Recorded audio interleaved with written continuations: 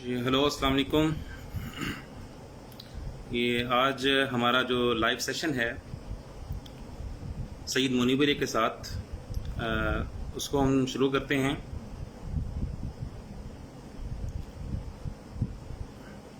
आज का जो लाइव सेशन का टॉपिक है सितारे, नेबुला और ब्लैक होल। तो उस पर हमारे साथ सईद मुनीब अली डिस्कशन करेंगे। वो हमारे आज के मेहमान हैं। मैं अभी कुछ देर तक उन्हें लाइव लेता हूँ। जी वालेकुम सलाम। वालेकुम सलाम। जी जी शुक्रिया, थैंक यू। आप सब यहाँ पर मौजूद हैं।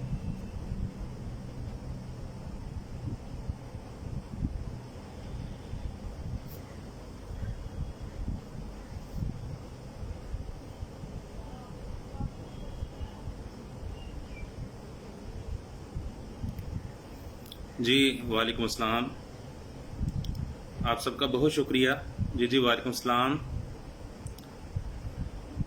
सजाद फरीद, ज़ोया, मोहम्मद आसिफ रशीद, आप सबका बहुत शुक्रिया कि आप हमारे साथ लाइव हैं।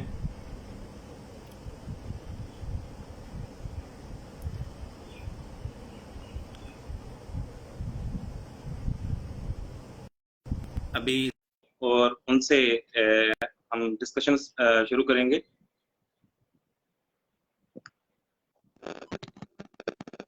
जी अस्सलाम वालेकुम मुनीब भाई। अस्सलाम वालेकुम। वालेकुम अस्सलाम मुनीब भाई, कैसे हैं? ठीक ठाक हैं आप?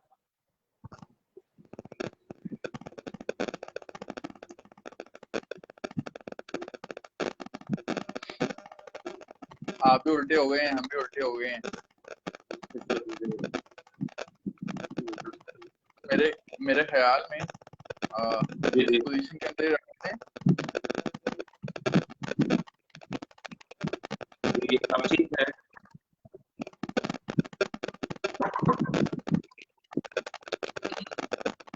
हाँ, आप भी सीधे हैं और मैं भी सीधा हूँ।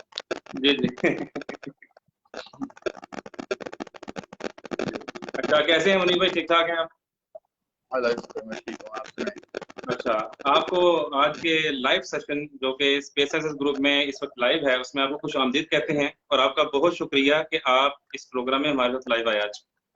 बहुत शुक्रिया, मुझे बुलाने का शुक्रिया। तो जितने भी हमारे मेंबर्स हैं हमारे साथ लाइव हैं इस वक्त या अभी लाइव आने वाले हैं, आपका तारुफ जानते हैं। माशाल्लाह आप अवार्ड विनिंग साइंस राइटर हैं और ऐसे फल्कियात के मुतल्लिक जो तहकीक उन्वान हैं उन पर आप डिस्कशन करते रहते हैं। तो आज जैसा कि हमने पहले बता दिया था अपने मेंबर्स को कि नेबुला, सितारे और ब्लैक होल के मुतालिक जो है डिस्कशन होगी सईद मुनीब अली के साथ। तो हमसे आप जितने भी मेंबर्स हैं वो कमेंट सेशन में भी क्वेश्चन कर सकते हैं और सईद मुनीब अली उनके सवालों का जवाब देंगे। अच्छा, मुनीब भाई, पहले तो आप अपना थोड़ा सा इंट्रो करवा दें। जो आपने किताब लिखी थी जिसको अवार्ड मिला था, कायनात एक राज, मैं ये चाहूंगा कि तमाम मेंबर्स को उस बुक के बारे में पता चले और वो बुक कैसे उन तक पहुंच सकती है, कहाँ पर अवेलेबल है, वो कैसे हासिल कर सकते हैं, इसके बारे में आप पहले थोड़ा सा बता दें। जी, ये बुक जो है वो 2000 सॉरी 2017 के अंदर जो है वो लिखना शुरू की थी मैंने। और 2018 के अंदर जो है वो कंपाइल की गई ये बुक। और गवर्नमेंट ऑफ पाकिस्तान की तरफ से एक अपॉर्चुनिटी अवेलेबल हुई मुझे, जिसमें उन्होंने कुछ जो है ना मुसविदात जो हैं वो मांगे थे साइंस साइंस पे। तो उसमें मैंने भी जी अपनी जी बुक कंपाइल करके उनको दे दी। तो तकरीबन 6 महीने बाद जाके मुझे जो है ना वो एक फोन कॉल आती है कि आपकी किताब जो है ना वो दूसरे नंबर पे आई है, तो आपको दूसरा अवार्ड मिला है। तो इस किताब के अंदर मैं जो हूँ वो बता दूं कि इस किताब में बेसिकली है क्या। अ, ये किताब जो है वो उस बंदे के लिए है जो फल्कियात के बारे में तो कुछ नहीं जानता, लेकिन उसने दूसरों से सुन रखा है कि ब्लैक होल्स क्या होते हैं, सितारे क्या होते हैं, चांद की को देखने का बड़ा शौक है उसको, चांद के बिल्कुल। बारे में जानने का शौक है उसको। सूरज के बारे में जानने का शौक है। सूरज जो है वो हमसे कितना दूर तो है, लेकिन वो हमारी हिफाजत, हमारी नशो-नुमा कैसे कर रहा है। तो मतलब एक किस्म का फल्कियाती बिगिनर्स के लिए ये बुक है। जो फल्कियात के बारे में कुछ नहीं जानते, लेकिन जब ये वो बुक पढ़ेंगे तो फल्कियात के बारे में इतना जान चुके होंगे कि वो किसी दूसरे को फल्कियात की बेसिक्स बता सकते जी जी। ये बहुत खुशी है कि हमारे साथ यानी कि सईद मुनीब अली एक यंग साइंस राइटर हैं और अवार्ड विनिंग भी हैं। ये हमारे लिए एजाज की बात है। अच्छा मोहम्मद अली, आपका भी बहुत शुक्रिया। और इफ्तिजा अली, अच्छा मोहम्मद अली, आप कमेंट्स में साथ साथ जितने हमारे मेंबर्स आ रहे हैं, आप हमारे मॉडरेटर हैं, आप हमारी टीम का हिस्सा हैं। आप कमेंट्स में जो लोग आ रहे हैं उनको वेलकम करते हैं साथ, और जो सवाल वगैरह पूछते हैं उन्हें मेंशन करते रहें। कनीज़ फातिमा जवेद, इफ्तिजा अली, मोहम्मद अली और मारिया जवेद जो है, ये हमारे साथ टीम के तौर पर शामिल हैं। और ये जितने भी मेंबर्स आ रहे हैं इनको साथ साथ वेलकम भी करते रहेंगे। अच्छा मुनीर भाई, एक तो ये आपकी कमेंट आ रहा है कि आपके माइक में कुछ इशू है जिसकी वजह से डिस्टरबेंस आ रही है।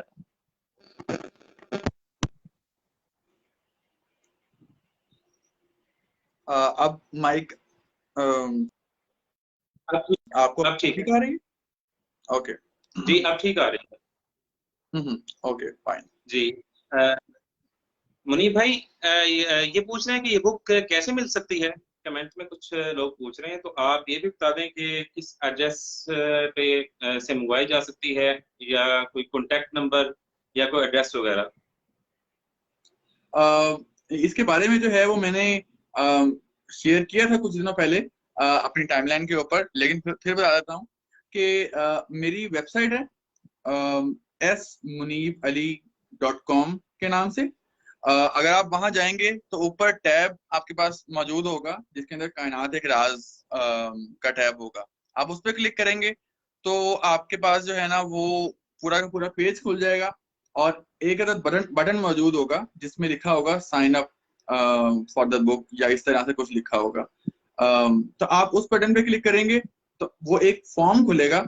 उसके अंदर आप अपना नाम, पता, फोन नंबर और जो है वो उसकी जितनी भी डिटेल्स हैं, कितने चार्जेस हैं, कितने की आप खरीद सकते हैं, वो सारा का सारा बैंक डिटेल्स वगैरह वहां लिखी हुई है। आप वो सारा कुछ करके फॉर्म सबमिट करवाएंगे तो इंशाल्लाह हमारी टीम जो है वो आपको बुक पहुंचा देगी विद इन 3 to 4 days, क्योंकि वो जाहिर सी बात है कि पहुंचने में भी टाइम लगता है।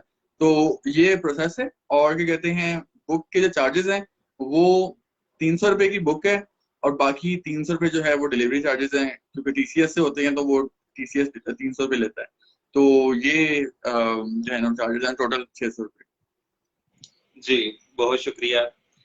और अब मेरे ख्याल से जो हमारा आज का टॉपिक था उस पर डिस्कशन स्टार्ट करते हैं। तो जितने भी मेंबर्स हैं हमारे साथ लाइव, वो सितारे कैसे बने, और नेबुला क्या होता है, ब्लैक होल क्या होता है, इसके मुतालिक जो है वो सवाल कमेंट सेशन में कर सकते हैं। अलबत्ता इस गुफ्तगू का आगाज मैं करता हूँ। सईद मुनीब अली, पहले आप ये बताएं कि सितारे जो हैं, जिस तरह के हमारा सूरज है और दीगर सितारे हैं, कुछ बड़े हैं कुछ छोटे सितारे हैं, तो सितारों की इकसाम कितनी है, यानी कि किस किस तरह के सितारे हो सकते हैं। जिस तरह के कुछ कहते हैं कि सितारे हमारे सूरज से कई गुना बड़े हैं और वो ब्लैक होल बन जाते हैं, कुछ न्यूट्रॉन स्टार है। तो मेंबर्स ये समझना चाहते हैं कि कितनी किस्म के सितारे हो सकते हैं, उनकी इकसाम क्या है। पहली बात तो ये कि सितारों की जो कैटेगराइजेशन या क्लासिफिकेशन की जाती है, वो सितारों जब सितारे जिंदा होते हैं, यानी एक न्यूक्लियर रिएक्टर की तरह के होते हैं, हमारे सूरज की तरह के अपनी जिंदगी गुजार रहे होते हैं, तो उनकी जो क्लासिफिकेशन है वो डिफरेंट अल्फाबेट्स के फॉर्म में की जाती है। उनकी लाइट इंटेंसिटी की बुनियाद के ऊपर जो है वो क्लासिफिकेशन की जाती है। जिस तरह से हमारा सूरज जो है वो जी कैटेगरी के अंदर आता है, हम इसको जी स्टार कहते हैं। और इसका जो सीक्वेंस है वो इस तरीके से है कि G2 सीक्वेंस और V स्टार। तो हमारा सूरज का असल नाम जो है वो साइंटिफिक नेम G2b स्टार होता है। लेकिन हमें पता है कि स्टार्स के डिफरेंट साइजेस होते हैं, और क्या कहते हैं, डिफरेंट साइजेस होने की वजह से जब सितारों की मौत होती है तो उनकी अमवात की जो कैटेगरीज हैं वो डिफरेंट हो जाती हैं। हमारा जो सूरज है ये एक नॉर्मल साइज का स्टार है, ना ज्यादा बड़ा है ना छोटा है, नॉर्मल साइज का है। इसकी जो उम्र है वो तकरीबन 10 अरब साल पे मुहित है, और 5 अरब साल इसको हो गए हैं बने हुए, और 5 अरब साल मजीद गुजारेगा तो 10 अरब साल पूरे हो जाएंगे इस तरीके से। तो हमारा सूरज जब मरेगा, यानी अपनी जिंदगी के इख्तिताम पे पहुंचेगा, इसका फ्यूल खत्म हो जाएगा, तो हमारा सूरज जो है वो बड़ा होता जाएगा। जैसे जैसे उसका फ्यूल खत्म होता जाता है, यानी इसका इसमें हमें पता है कि सितारों के अंदर जो है वो हाइड्रोजन और हीलियम मौजूद होती है। और जो सितारे जो है ना वो हाइड्रोजन और हीलियम को इंटरचेंज करते रहते हैं, यानी डिफरेंट टाइप्स के हाइड्रोजन के आइसोटॉप्स जो हैं वो मिला के हीलियम बनाते हैं, और फिर उससे जो है ना वो बड़े मॉलिक्यूल्स जो हैं वो बड़े एटम्स जो हैं वो बन जाते हैं। हमारे पास जो है वो इस तरीके से न्यूक्लियर फ्यूजन रिएक्शन सितारों के अंदर चलता रहता है। लेकिन क्या कहते हैं, सितारे जो हैं वो थोड़े थोड़े इस तरह के मॉलिक्यूल एटम्स बनाते रहते हैं। एक टाइम आता है सितारों का कि वो डिफरेंट एटम्स को फ्यूज करके बड़े मैस वाले एटॉमिक मैस वाले एटम्स तो बना सकते हैं, लेकिन जैसे हाइड्रोजन छोटे एटम थे, उनसे वो मिली, उससे हीलियम बन गए, फिर हीलियम से लिथियम, फिर कार्बन, और इस तरीके से बाकी दूसरे हायर एटॉमिक मैस वाले एटम्स। और एट द एंड हमारे पास जो ये अब यहाँ एक जो है ना वो जो टर्निंग पॉइंट आता है ना वो ये है कि बाकी सारे एटम जब छोटे एटम मिलते हैं, बड़ा एटम बनता है, तो कुछ एनर्जी निकलती है, और वो सितारा जो है वो अपनी एनर्जी जो है ना वो खारिज करता रहता है, और अपने इर्द गिर्द हीट पैदा करता रहता है। लेकिन जब हमारे पास आयरन बनना शुरू होता है, यानी लोहा बनना शुरू होता है, तो जो छोटे एटम्स हैं वो मिलके आयरन तो बना देते हैं, लेकिन एज अ रिजल्ट कोई ना कोई रेडिएशन, कोई एनर्जी नहीं निकलती, जिसकी वजह से जो है वो इस प्रोसेस तक पहुंचते पहुंचते सितारा बड़ा होता जाता है। हमारा सूरज भी जब आखिरी स्टेज पे पहुंचेगा तो वो रेड जाइंट बन जाएगा, और क्या कहते हैं, रेड जाइंट बनते वक्त जो है वो मरकरी, वीनस और इवन अर्थ को भी जो है वो अपने अंदर निगल लेगा, और फिर उसके बाद जो है वो हमारा जो सूरज है उसकी बाहर वाली जो सरफेस है वो फट जाएगी। ये जितनी भी सरफेस बाहर वाली फट जाएगी, और जो अंदर कोर होगा खाली सूरज का मरकजी हिस्सा वो बाकी रहेगा, जिसको हम जो है वो वाइट ड्वार्फ कहेंगे। तो इस तरीके से हमारे सूरज की जो है वो मौत होगी। लेकिन अगर सूरज से बड़े मैस के सितारे हैं तो उनकी जो है वो डिफरेंट तरीके से होती है। कि अगर हमारे पास जो है वो तकरीबन सूरज से 10 गुना बड़े सितारे हैं तो वो न्यूट्रॉन स्टार बन जाएंगे, क्योंकि हमारा सूरज तो एक मीडियम मैस का स्टार है, इसलिए वो फैलता जाता है। लेकिन जो दूसरे सितारे होते हैं, जो भारी सितारे हैं, वो अपनी ही ग्रेविटी की वजह से कंप्रेस होते रहते हैं, और अपने ही वजन के अंदर जो है ना वो दब के जो है ना वो आज उस कह लें कि हलाक हो जाते हैं। तो इस तरीके से वो न्यूट्रॉन स्टार बना देते हैं, जो कि एक बहुत ही हैवी स्टार जो है ना वो एक सेलेस्टियल ऑब्जेक्ट होता है। इसी तरीके से अगर हम जो है ना वो देखें तो न्यूट्रॉन स्टार जब आपस में मिलते हैं और क्या कहते हैं जब आपस में टकराते हैं तो हमें ब्लैक होल देखने को मिलता है। और ब्लैक होल एक मैसिव ऑब्जेक्ट है जो कि इतनी ग्रेविटी रखता है, इतना मैस रखता है कि वो अपने इर्द गिर्द का स्पेस टाइम कर्व कर लेता है और लाइट को भी अपने अंदर जो है ना वो खींच लेता है। सईद मुनीब अली, ये हसन अली सवाल कर रहे हैं कि सर क्या कोई स्टार पर जो टेम्परेचर है ये कम हो सकता है, यानी कि स्टार ठंडा भी पड़ सकता है? स्टार का ठंडा ठंडा टेम्परेचर जो है ना वो भी आपके लिए शदीद किस्म का गर्म होगा, क्योंकि हमें पता है कि जब सितारे जो हैं वो पैदा होते हैं तो वो उस वक्त शदीद किस्म के गर्म होते हैं। उनका टेम्परेचर जो है वो हजारों डिग्री सेल्सियस होता है, और वो उनका कलर जो है वो ब्लू कलर होता है। ब्लू स्पेक्ट्रम के अंदर उनकी लाइट रेंज होती है। जिस तरीके से अगर आप ओरायन नेबुला देखें, ओरायन कॉन्स्टेलेशन देखें, तो हमारे पास वहाँ एक स्टार है। एक तो हमने पढ़ा था, जो आजकल बड़ा फेमस भी हुआ था स्टार, बीटल जूस के नाम से। उसके बिल्कुल ओरायन बेल्ट के बिल्कुल एक साइड पे बीटल जूस है और दूसरे साइड पे एक और स्टार है जिसका नाम है रीगल। वो रीगल स्टार जो है वो ब्लू कलर का है, और बीटल जूस जो है वो ऑरेंज कलर का, थोड़ा रेडिश कलर का है। तो जो रीगल स्टार है वो एक नौजवान स्टार है।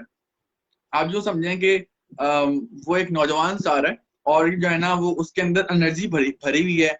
और बस वो आप यूं कह लेंगे जिस तरह से आजकल के देसी लोग कहते नहीं है कि भाई जवानी भरी पड़ी है, तो उस सितारे के अंदर जवानी भरी होती है, गर्मी भरी होती है, और वो गर्म सितारा होता है।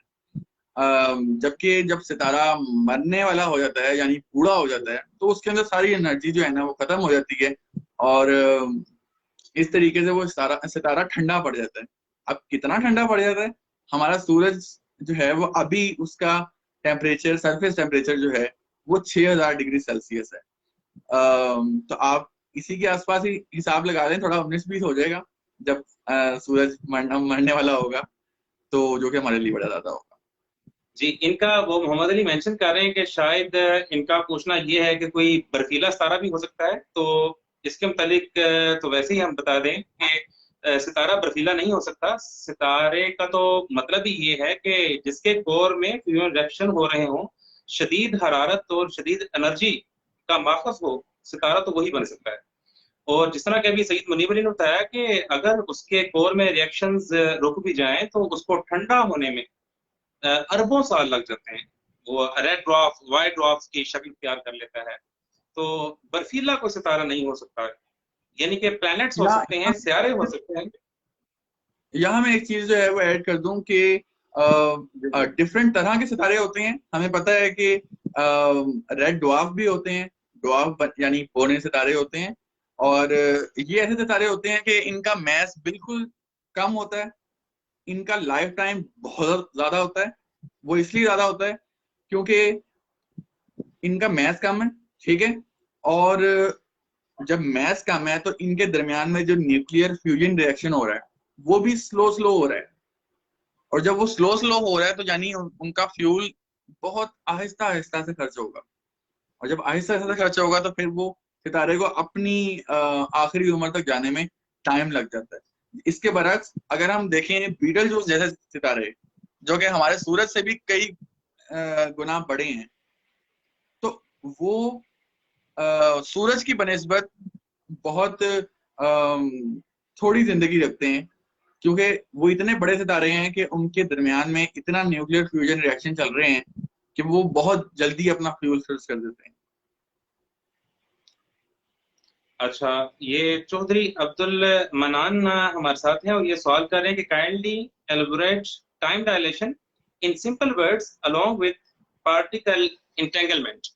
तो सर ये है कि इंशाल्लाह टाइम डायलेशन वक्त में कैसे सफर हो सकता है, इस पर भी हमारी गुफ्तगू होगी इंशाल्लाह। सईद मुनीब अली से हम दोबारा भी टाइम लेंगे। लेकिन आज का जो हमारा टॉपिक है वो सितारे, नेबुला और ब्लैक होल पर है। और ये जो टाइम डायलेशन है, वक्त में सफर, तो ये काफी दकीक उन्वान है। इस पर हमारा इंशाल्लाह लाइव सेशन सिर्फ इसी मौजू पर होगा। तो वो हम डिसाइड कर लेंगे ग्रुप में कि हम सईद मुनीब अली को दोबारा कब लाइव देंगे और टॉपिक यही रखेंगे। तो मेरे ख्याल से सितारों और नेबुला और ब्लैक होल पर जो डिस्कशन है उसको जारी रखते हुए आप मजीद सवाल कर सकते हैं।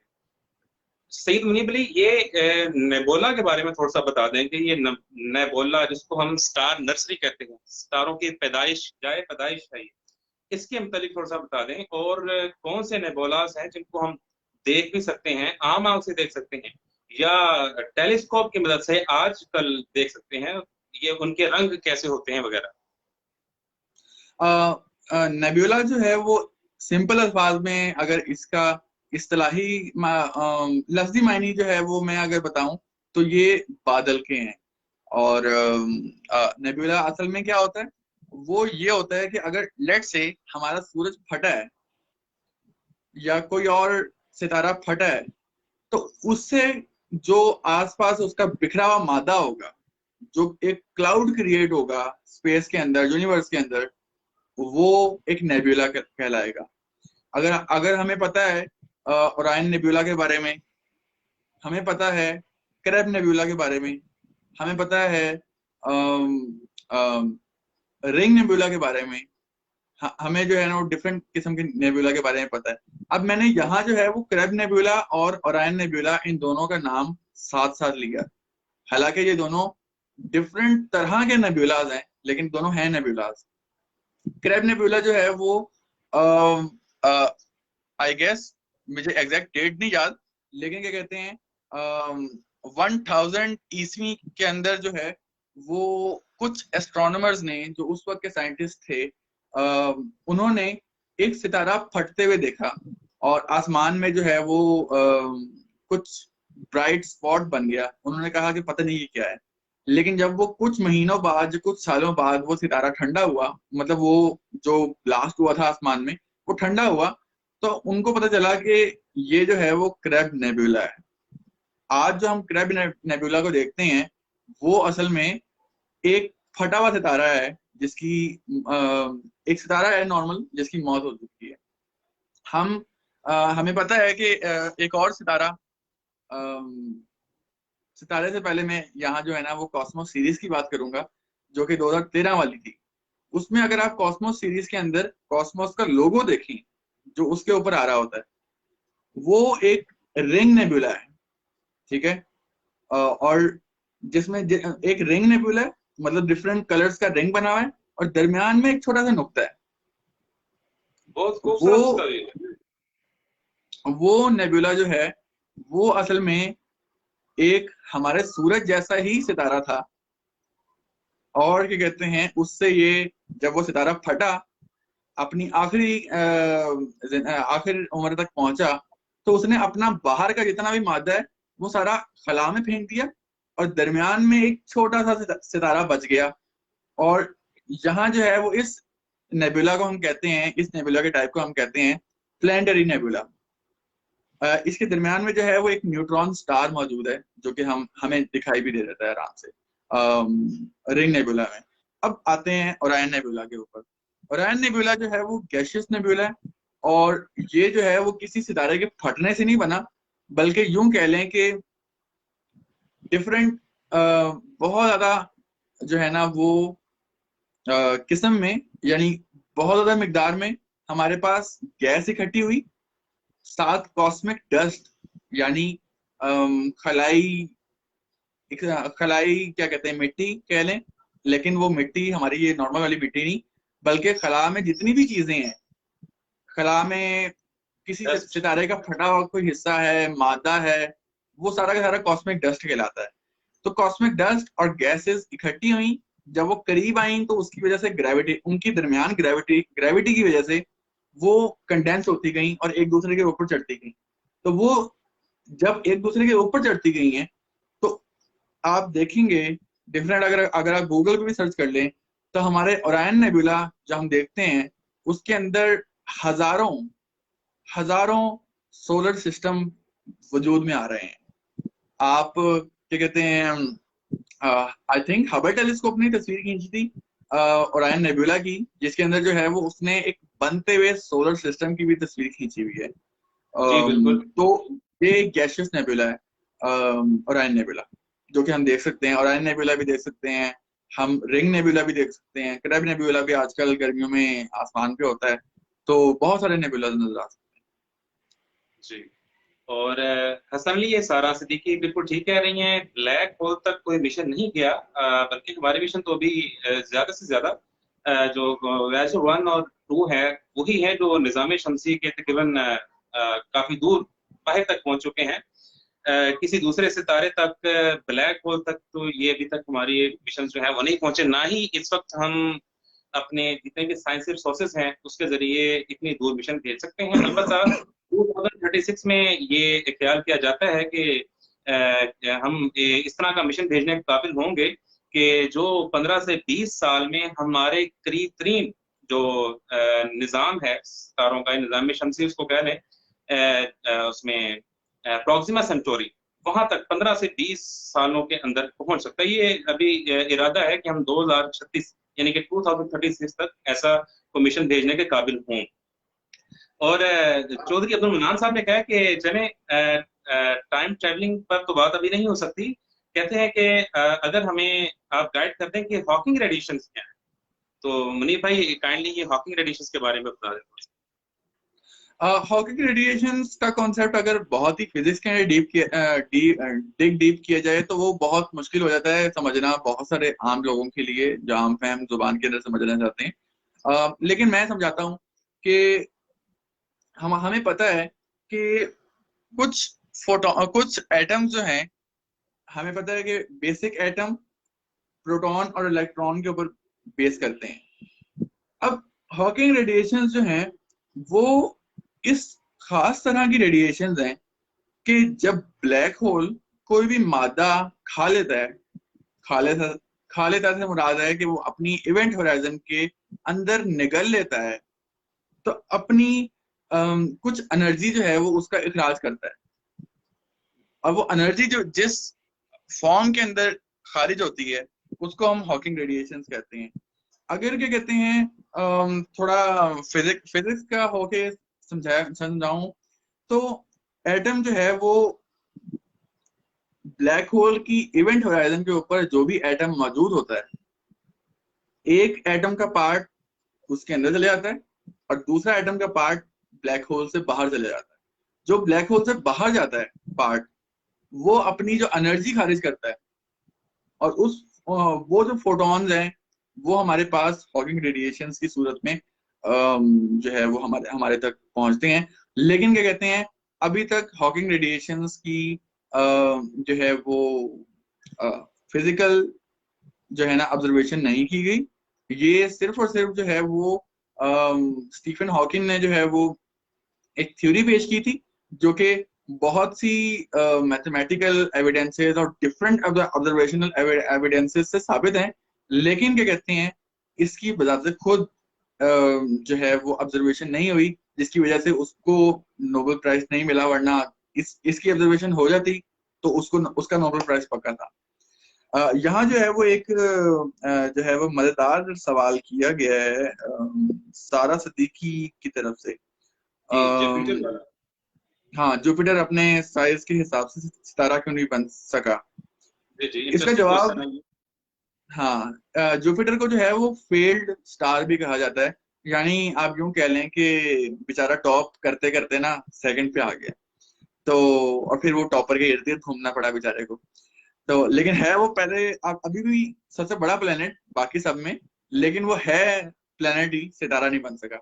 उसकी वजह ये है कि जुपिटर के अंदर भी जो है वो हमारे पास हीलियम और हाइड्रोजन मौजूद हैं, जो कि एक सितारे के अंदर मौजूद होती हैं, लेकिन इनकी अमाउंट इतनी नहीं है कि वो जुपिटर के सेंटर में इतना इंटरनल प्रेशर क्रिएट कर सकें कि जुपिटर के सेंटर में जो है वो हाइड्रोजन फ्यूजन रिएक्शन स्टार्ट हो सके। क्योंकि हाइड्रोजन फ्यूजन रिएक्शन जो है वो एक सितारे की खासियत होती है, और अगर वो फ्यूजन रिएक्शन स्टार्ट हो गया था तो फिर हो सकता है कि हमारा सोलर सिस्टम भी जो है वो बाइनरी सिस्टम होता है। जी।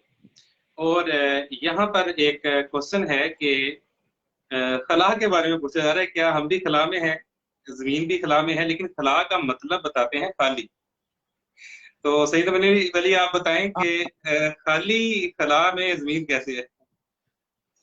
पहली बात तो मैं ये कि ये मिसकंसेप्शन मेरी भी थी पिछले 3 साल पहले से 3 साल पहले मेरी ये मिसकंसेप्शन थी कि शायद जो स्पेस है, यानी हम कहते हैं ना स्पेस इज वैक्यूम, स्पेस में जो है वो कोई हवा ही कोई नहीं है, स्पेस में कुछ भी नहीं है। तो वो मुझे भी लगता था कि यार कुछ भी नहीं है, लेकिन फिर जब मैंने डिफरेंट सोर्सेस से पढ़ा तो फिर मेरे पता चला कि स्पेस को हम खाली तो कहते हैं, लेकिन ये हकीकत में खाली नहीं है। माना कि स्पेस के अंदर जो है वो हवा नहीं है, चांद के ऊपर भी हवा नहीं है, लेकिन क्या कहते हैं, अगर हम देखें तो खला के अंदर बहुत से, अगर क्वांटम लेवल के ऊपर जाके देखा जाए तो वहां वर्चुअल पार्टिकल्स मौजूद हैं। अगर हम खला असल में जो है वो उस चीज को कहते हैं जहां हमारे पास हवा और इस तरह की चीजें ना हो। अब हम क्या जमीन के ऊपर भी ये जो बाहर हमें कोई चीज दिखाई नहीं दे रही, ये भी एक खला है क्या? नहीं, क्योंकि यहाँ हमारे पास, हमें पता है कि यहाँ एयर पार्टिकल्स हैं, यहाँ एयर पार्टिकल्स के अंदर साथ वाटर वेपर्स भी हैं, और दूसरे आसमान में बादल भी हैं। तो आसमान से जब ऊपर जाएंगे तो हमारे पास एटमॉस्फेयर एकदम से ही नहीं खत्म होती कि यहाँ एटमॉस्फेयर है, ये एक एटमॉस्फेयर की दीवार है और उसके ऊपर एटमॉस्फेयर खत्म नहीं। एटमॉस्फेयर नीचे से जो है ना वो एक डेंस होती है, घनी एटमॉस्फेयर होती है, और फिर आहिस्ता आहिस्ता पतली होती जाती है। पतली होते होते वो आहिस्ता आहिस्ता डिसअपियर हो जाती है, और फिर वहां से खला स्टार्ट होती है। और अगर हम मैथमेटिकली देखें तो ये आहिस्ता आहिस्ता डिसअपियर खत्म जरूर हो जाती है, लेकिन इन्फिनिटी भी जाके जीरो होती है, और पॉइंट ऑफ इन्फिनिटी बहुत दूर होता है। तो इसलिए हम मैथमेटिकली अगर देखा जाए तो हम ये कह सकते हैं कि खला खाली को नहीं कहते। और सारा सदीका ही का ये सवाल है कि क्या हर सितारा सियारे रखता है? ये अगर मैं इसका जवाब हाँ दूं तो फिर भी सही होगा, नहीं दूं फिर भी सही होगा। वो इसलिए अगर मैं नहीं दूं जवाब तो फिर इसलिए सही होगा क्योंकि हमें पता है कि बहुत से ऐसे सितारे हैं जिनके सियारे नहीं हैं।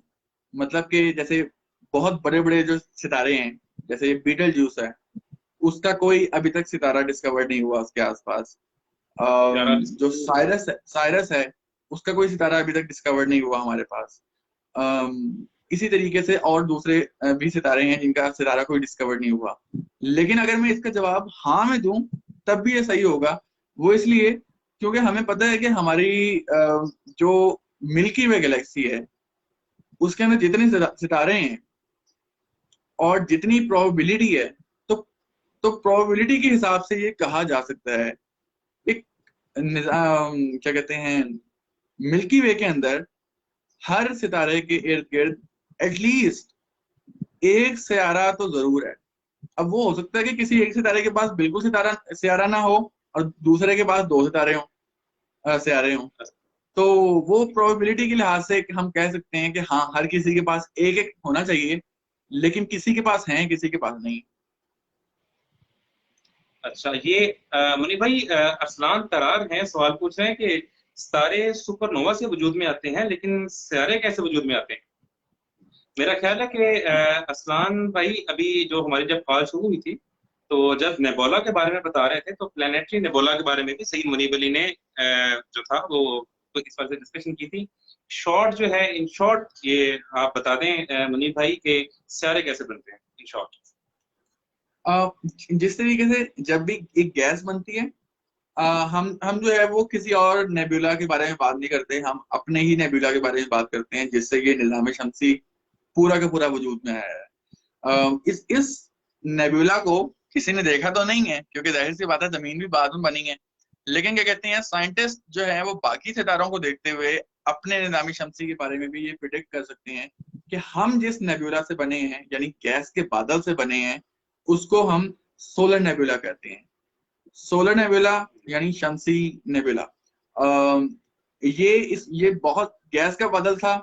आहिस्ता आहिस्ता जो है ना वो इसके सेंटर में इतना प्रेशर क्रिएट हो गया ग्रेविटी की वजह से, गैस के मॉलिक्यूल आपस में करीब आते गए ग्रेविटी की वजह से, और इतना प्रेशर क्रिएट हो गया कि दरमियान में जो है ना वो एक हमारे पास जो है वो एक बॉल बन गई जिसके अंदर हाइड्रोजन फ्यूजन रिएक्शन शुरू हो गए।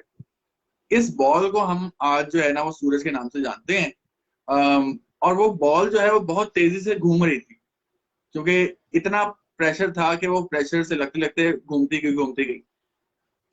इसके इर्द गिर्द जो है वो हम देखते हैं कि कुछ और छोटे मोटे टुकड़े थे लोथड़े टाइप, वो भी इसके इर्द गिर्द घूमना शुरू हो गए, क्योंकि वो कम छोटे थे तो इसके ग्रेविटी के इर्द गिर्द घूमना शुरू हो गए, और वो घूमते घूमते वो भी गोल हो गए, और उनको हम आज सैयारे कहते हैं। ये अगर आप इसकी मिसाल लें तो अगर हम किसी भी हम भैंस का दूध निकालें तो फिर उसके बाद उसके अंदर वो जो होती है, अब उसको क्या कहते हैं, मदानी कहते हैं, जो वो एक करते हैं उसको मदानी कहते हैं। तो जब हम वो बीच में फेरते हैं दूध की देगची के, तो हम देखते हैं कि वो सारा का सारा जो सारी की सारी बलाई जो है वो क्रीम जितनी भी है वो सारी की सारी दरमियान में आ जाती है। तो इसी तरीके से आप दूध को जो है वो सोलर नेबुला समझ लें, और अगर आप ग्राइंडर चला दें दूध के नीचे तो दरमियान में एक वो बनना शुरू हो जाता है, लोथड़ा टाइप बनना शुरू हो जाता है। उसको हम जो है वो सूरज कह सकते हैं, और लोथड़े के साइड पे छोटे छोटे फुटकियां से बन रही होती हैं, उसको हम जो है वो प्लैनेट्स कह सकते हैं। प्लैनेट्स बहुत अच्छे तरीके से आपने एक्सप्लेन किया। इसका तो तजर्बा रोजाना करते हैं जब ऐसी चीजें बनती हैं, लस्सी वगैरह बनती है। अच्छा, ये राव आसिफ इबाद साहब हमारे साथ हैं। सर बहुत शुक्रिया तशरीफ लाए, आपकी हाजिरी लग गई, आप हमारे दिलों में रहते हैं, और इंशाल्लाह आपको भी कभी लाइव लेंगे, आपसे डिस्कशन का बहुत मजा आता है। और मोहम्मद अली कहते हैं कि आप मेरा सवाल छोड़ दें। सर ये हमारे ग्रुप के मॉडरेटर हैं, और इनका सवाल जो है छोड़ा नहीं, मैंने कहा था आपका सवाल बाद में पूछता हूँ। ये पूछना चाह रहे हैं कि जो फ्यूजन रिएक्शन होते हैं सितारों में, तो क्या इनकी रेशो मुख्तलिफ भी होती है? सितारों में जो फ्यूजन रिएक्शन होते हैं जी, उसकी रेशो मुख्तलिफ भी होती है, यानी कि किसी सितारे में फ्यूजन रिएक्शन की रफ्तार या उसकी जो परसेंटेज है रिएक्शन के होने का जो सिस्टम है वो मुख्तलिफ हो सकता है मुख्तलिफ सितारों में। फ्यूजन रिएक्शन बताते खुद एक ही टाइप का रिएक्शन है, ठीक है। हाँ, इसकी रफ्तार तेज या कम हो सकती है। जिस तरह से मैंने बताया था कि हम अगर रेड ड्वार्फ देखें, यानी बिल्कुल बौने सितारे, तो उनके अंदर जो है वो हमारे पास ये देखने को मिलता है कि वो सितारे छोटे हैं, कम मैसिव हैं, बहुत हल्के मैस के हैं। तो जाहिर सी बात है कि मैस उनका कम है, तो वो अपने सेंटर में ग्रेविटी कम एक्सर्ट कर रहे हैं। जब वो ग्रेविटी कम एक्सर्ट कर रहे हैं तो ये रिएक्शन जो है वो थोड़ा स्लो होगा, और स्लो होने की वजह से जो है ना वो उनकी उम्रें लंबी हो जाएंगी। जबकि अगर हम बीटल जूस जैसा सितारा देखें जो कि बहुत मैसिव है, तो वो अपने सेंटर की तरफ जो है वो इतना प्रेशर एक्सर्ट कर रहा होगा कि ये फ्यूजन रिएक्शन बहुत तेज होगा, और ये सितारा जो है वो इसका लाइफ स्पैन बहुत कम होगा। अच्छा, ये एक सवाल है यहाँ पर, मुख्तसर है कि नूरी साल के बारे में थोड़ी सी मालूमात फराहम कर दें प्लीज। तो नूरी साल के बारे में मैं ही बता देता हूँ। सईद मौलवी अली अब तलवार से नाखून तो नहीं काटने, तो ये रोशनी एक साल में जितना सफर करे उसको हम एक नूरी साल कहते हैं। यानी कि रोशनी की जो स्पीड है वो है 3 लाख किलोमीटर पर सेकंड। तो इस रफ्तार से रोशनी जितना सफर करती है एक साल के अंदर वो एक नूरी साल होता है। हम खला में अक्सर जो हमारा पैमाना है वो नूरी साल ही होता है। हम दूर दराज सितारों और जो फल्की इज्साम है उनका फासला ज्यादातर हम नूरी सालों में ही बताते हैं, क्योंकि फासला बहुत ज्यादा होता है किलोमीटर में या माइल्स में, तो वो फिर 10 की पावर 23-20 को बहुत ज्यादा हो सकती है, तो हम फिर उसको नूरी सालों में ही बताते हैं। और जी मोहम्मद अली आप जी जी मैं नूरी साल को जो है वो किलोमीटर में बता दूं। हमने ये तो पढ़ लिया कि नूरी साल जो है वो एक नूरी साल कितना किलोमीटर का होता है, कितने किलोमीटर का फासला होता है। हम जो नियरेस्ट स्टार है यानी प्रोक्सिमा सेंचुरी, उस तक अगर हम किलोमीटर्स के अंदर हिसाब लगाएं तो वो बनता है तकरीबन 36 ट्रिलियन किलोमीटर, जो कि अगर हम 36 नूरी साल के ट्रिलियन। अंदर हिसाब लगाएं तो वो 4 नूरी साल बनता है, 4 नूरी साल। तो इसलिए हम वो बार बार 36 ट्रिलियन कहने के बजाय हम 4 नूरी साल कह देते हैं। तो ये आसानी पैदा की है। मजे की बात है, मजे की बात है, ये नूरी साल भी अगर हम फल्कियात के अंदर जाएं और हिसाबात करने लग जाएं तो वहां नूरी साल का जो पैमाना है वो भी छोटा पड़ जाता है। हम फिर जो है वो ये नूरी साल का जो पैमाना है वो तकरीबन कुछ हजार नूरी साल तक ही यूज कर सकते हैं। उसके बाद जो कैलकुलेशंस होती हैं वो सारी की सारी कैलकुलेशंस जो हैं वो पारसेक के अंदर होती हैं, जो कि 3.26 लाइट ईयर्स के बराबर होता है। हम और कर लेते हैं, फिर उसके बाद मेगा पारसेक आ जाता है। तो वो बहुत चलता रहता है और फिर आपको पता भी नहीं चलता कि आप कहाँ घूम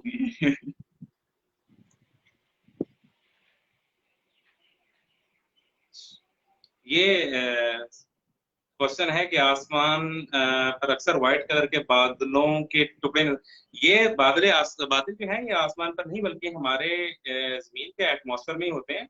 जो आसमान पर बादल हैं जिनका जिक्र किया मुनीफ भाई ने उनको हम नेबोलास कहते हैं। और वो बगैर टेलीस्कोप के नजर नहीं आते सिवाय एक, जिसको हम ओरैन नेबुला कहते हैं, वो भी बस हल्का सा एक सितारा नुमा नजर आ रहा होता है। उसके अलावा हम आसमान पर यानी कि जमीन के उसे कहते हैं मैदान से एटमोसफेयर से बाहर कोई बादल वगैरह ऐसे नहीं देख सकते, बल्कि शाम वगैरह देख सकते हैं। ये बादल हमारे एटमोसफेयर के अंदर ही होते हैं। और चूंकि हमारे पास जो वक्त है वो तकरीबन 5 से 7 मिनट मजीद है, जो मनी भाई से टाइम लिया था हमने, तो उसके मुतालिक मोहम्मद अली मुझे कंफर्म कर दें कि किसी का कोई सवाल तो नहीं रह गया, जो कोई पूछना चाह रहा हो हमारे आज के टॉपिक के मुतालिक, किसी ने कोई सवाल किया हो और उसका अभी तक जवाब हमने डिस्कस ना किया हो तो वो बता दें जरा।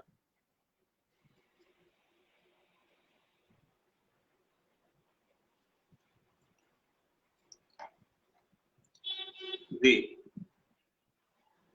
ये कॉन्सेप्ट कहते क्लियर है। बहुत शुक्रिया अफसान भाई।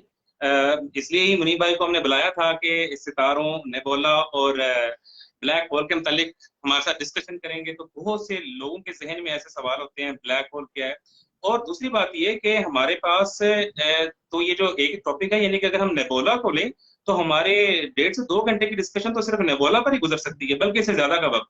तो ये तो है। हमने इसको इख्तिसार करते हुए मुनीफ भाई ने इन शॉर्ट इसका तारुफ करवाया है कि ब्लैक होल किसे कहते हैं। सवाल था किसे कहते हैं, तो उसका जवाब मिला कि ब्लैक होल इसे कहते हैं। सितारे क्या हो सकते हैं, इनकी इकसाम पर भी इन्होंने इन शॉर्ट बस बताया। क्योंकि ये ऐसे सवाल हैं जिनके जवाब जो है वो काफी काफी सफहात पर मुश्तमिल है।